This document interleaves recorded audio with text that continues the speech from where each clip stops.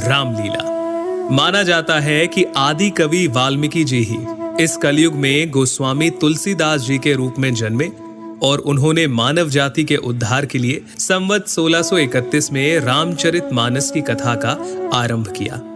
गोस्वामी जी स्वयं कहते हैं कि 4 वेद, 18 पुराण और सभी शास्त्रों को पढ़ने का फल आपको रामचरितमानस से मिल जाता है।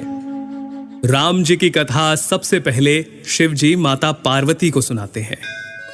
रामचरितमानस के बालकांड में आपको बहुत सारी कथाएं मिल जाएंगी, जैसे सती माता का भ्रम और उनके द्वारा राम जी की परीक्षा, शिवजी द्वारा सती माता का त्यागा जाना, सती माता का दक्ष यज्ञ में जाना और पति के अपमान से दुखी होकर योगाग्नि से देह त्यागना, और फिर पार्वती जी का जन्म और शिव विवाह।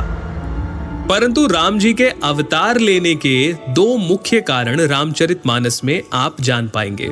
पहला, मनु और शत्रुपा का 10,000 वर्षों तक का कठिन तप, जहां वो प्रभु से कहते हैं कि हमें आप जैसा पुत्र प्राप्त हो, जिसके उत्तर में करुणा निधान भगवान कहते हैं, ऐसा ही हो हे राजन, मैं अपना समान कहां जाकर खोजूं? अतः स्वयं ही आकर तुम्हारा पुत्र बनूंगा। और दूसरा कारण नारद मुनि का भगवान विष्णु को दिया गया श्राप। तुमने मुझे ठगा है, अतः अपने किए का फल अवश्य पाओगे। तुमने हमारा रूप बंदर सा बना दिया, अब बंदर ही तुम्हारी सहायता करेंगे। तुमने मेरा बड़ा आहित किया है, इसलिए तुम्हें भी स्त्री वियोग में दुखोगे। एक ओर जहां राम जन्म की भूमिका बन रही थी, वहीं पुलत्स्य ऋषि के कुल में जन्म हुआ भाइयों समेत 10 सर और 20 भुजाओं वाले प्रचंड पराक्रमी रावण का। रावण और उसके भाइयों ने ब्रह्मा जी की तपस्या कर उनसे वरदान मांगा। रावण ने कहा, हे जगदीश्वर, वानर और मानव, इन 2 जातियों को छोड़कर हम किसी के मारे ना मरे। और कुंभकर्ण सरस्वती जी के प्रभाव के चलते इंद्रासन के स्थान पर निद्रासन का वर मांग बैठे, और विभीषण ने प्रभु चरणों में निष्काम प्रेम का वरदान मांगा। चलिए आगे बढ़ते हैं और आते हैं राजा दशरथ पर, जिन्हें ग्लानि थी कि उन्हें कोई पुत्र नहीं था।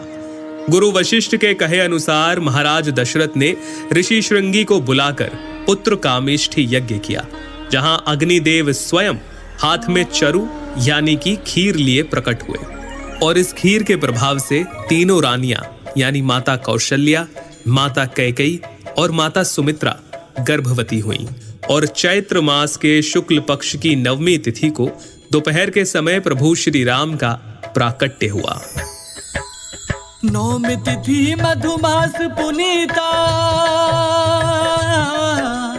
9वीं तिथि मधुमास पुनीता, शुक्ल पक्ष अभिजीत हरि प्रीता,